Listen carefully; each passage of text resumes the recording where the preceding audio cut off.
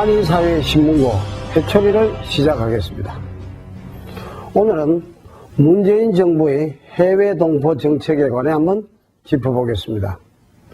문 대통령과 더불어민주당은 공약으로 재외국민보호법 제정, 재외동포청 신설, 재외동포 교육 지원 확대, 그리고 재외국민 선거제도 개선 등을 내세웠습니다. 재외국민보호법의 경우는 각 지역 공간이 이미 실시 중인 기본 서비스와 별 차이가 없어 예산 및 인력 확충을 약속한 만큼 예전에 비해 보다 신속한 서비스를 기대할 만하다 하겠습니다.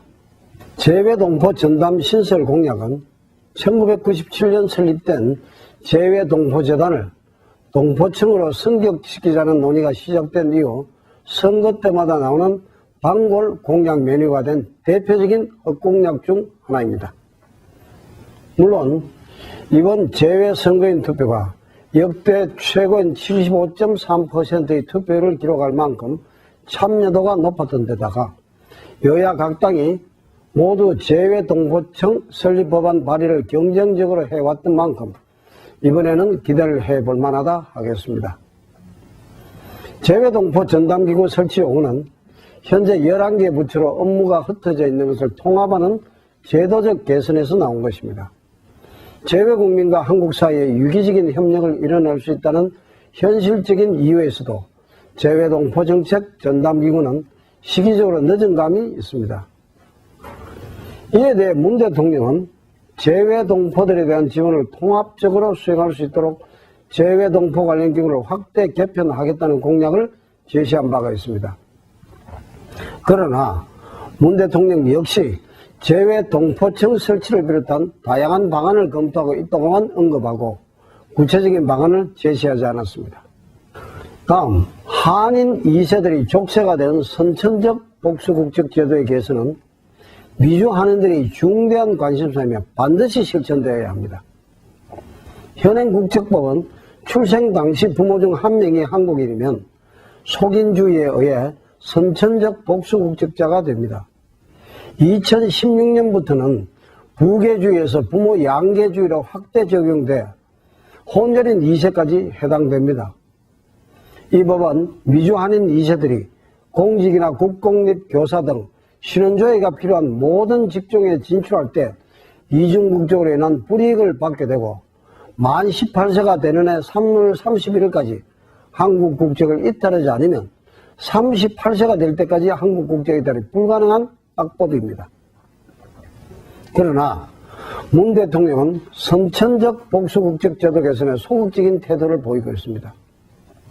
이유는 이중국적자의 경우 외국 국적 불행사 서약으로 이중국적을 허용하고 있다는 점을 들고 있습니다.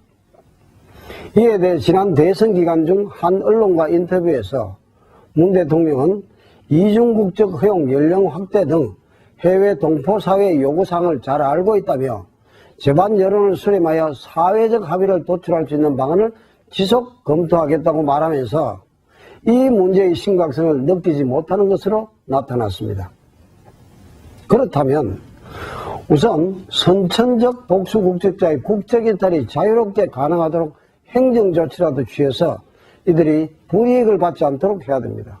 재외동포 교육 지원 확대는 재외 한국 학교 및 한글학교 지원 확대, 차세대 인재 육성 확대 및 정체성 교육 지원 강화를 골자로 하고 있습니다.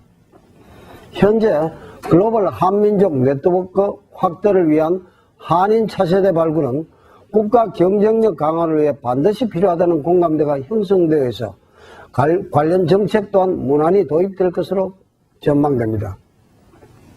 다음으로 재외선거 제도의 개선입니다. 더불어민주당은 재외선거인 등록뿐만 아니라 우편이나 인터넷으로 투표를 통해 재외국민 참정권을 확대할 것을 추진했고 지난 19대 국회 당시 김성곤 의원이 공직선거법 개정안으로 발의했으나 최종 반영되진 못했습니다. 그러나 문 후보의 대통령 당선으로 재외선거 제도 개선이 가능할 것으로 보입니다. 그러나 미 한인 사회의 주요 요구사항인 이중국적 허용 연령 조정과 선천적 복수 국적자 자녀의 병역 문제 개선, 그리고 미시민권자의 한국 취업 여건 개선 등은 사안별로 그 가능성이 엇갈립니다.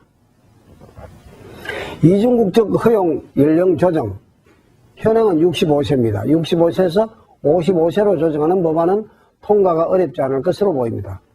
지난해 당시 새누리당 의원들을 중심으로 상정된 이 법안은 군 면제를 위한 병역 면탈과 같은 국민 정세에 위반되지 않고 재외동포의 인적 자산을 대한민국의 발전에 활용한다는 측면에서 당위성을 인정받고 있습니다. 반면 선천적 복수국적자 자녀병력 문제 개선과 미시민권자의 취업 여건 개선은 통과 가능성이 적다는 평가입니다. 선천적 복수국적자의 병역 면제의 경우 이를 병역 면탈의 수단으로 보는 국민 정서가 강하고 자유취업 역시 병역 면탈 및 각국 세법 등과 연관되어서 논란이 예상되기 때문입니다. 다른 법안은 차지하더라도 본인의 의사와 전혀 관계없이 단지 부모 중 한 명이 한국인이라는 이유만으로 미국 내에서 취업 등의 불이익을 받는 것은 개선되어야 합니다. 도대체 이 법을 어떻게 이해해야 될지 그리고 이들에게 어떻게 설명해야 될지는 참으로 안타까운 일입니다. 현 정부는 해외에 있는 선천적 복수 국적자들이 받는 불이익을 없애기 위해서는 국적 이탈이 자유롭게 가능하도록 행정조치라도 빨리 취해져야 될 것입니다. 대통령과 민주당의 의지가 필요한 시점입니다. 현재도 헌법재판소에 계류 중인 것으로 알고 있습니다. 해철이의 조소영이었습니다. 감사합니다.